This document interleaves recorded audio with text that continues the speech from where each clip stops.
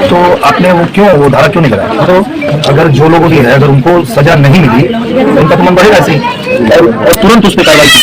और अगर आप बोलिए तो अगर आपसे नहीं हो पा रहा है तो मैं एसपी साहब को बोलता हूँ।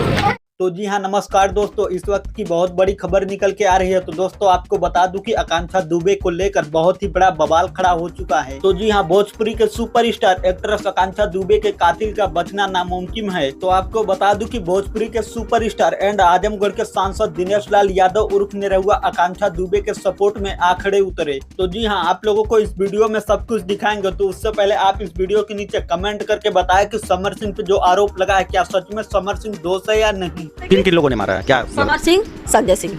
तो आपको बता दूं कि भोजपुरी इंडस्ट्री के सुपरस्टार एक्ट्रेस आकांक्षा दुबे का 24 तारीख को वाराणसी समुद्रा होटल में निधन हो गया। तो इस मामले पे आरोप भोजपुरी इंडस्ट्री के सुपरस्टार गायक समर सिंह पे लगाया जा रहा है। तो आप ये वीडियो देखिए, आपको खुद ही पता लग जाएगा। 3 साल से काम कर रही है, जितना एल्बम बनाई पूरा पैसा बाकी है। लगभग कुछ अंदाजा कितना? लगभग 2-3 करोड़ होगा।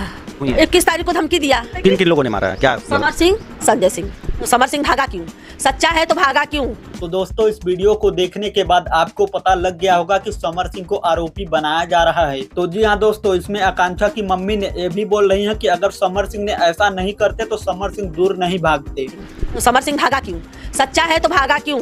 और हमारी बेटी का 3 से 4 करोड़ रुपए म्यूजिक एल्बम का पैसा नहीं दिए हैं और पैसा ना देने की वजह से समर सिंह ने हमारी बेटी आकांक्षा को मारा। तो दोस्तों इसी को देख भोजपुरी इंडस्ट्री के सुपरस्टार एंड आजमगढ़ के सांसद दिनेश लाल यादव ने बहुत ही गुस्सा होकर न्याय दिलाने के लिए पुलिस को कॉल किया। तो आप ये वीडियो देखिए क्या कुछ कहा सांसद दिनेश लाल यादव ने। तो आपने वो क्यों वो धारा क्यों नहीं कराया? तो अगर जो लोगों की है अगर उनको सजा नहीं मिली तो उनका तो मन बढ़ेगा ऐसे ही और तुरंत उस पर कार्रवाई की। और अगर आप बोलिए तो अगर आपसे नहीं हो पा रहा है तो मैं एसपी साहब को बोलता हूँ। तो दोस्तों दिनेश लाल यादव ने पुलिस प्रशासन से ये भी कहा कि इस मामले को जल्द से जल्द अच्छी तरीके से जांच किया जाए और दोषियों को कड़ी से कड़ी सजा दी जाए, नहीं तो हम इस केस को आगे हाई लेवल तक ले जाएंगे। तो दोस्तों क्या सच में समर सिंह ने ऐसा किया है? नीचे कमेंट बॉक्स में कमेंट करके हमें जरूर बताएं। और अगर आप इस चैनल को सब्सक्राइब नहीं किए हैं तो प्लीज इस चैनल को सब्सक्राइब भी करते जाएं।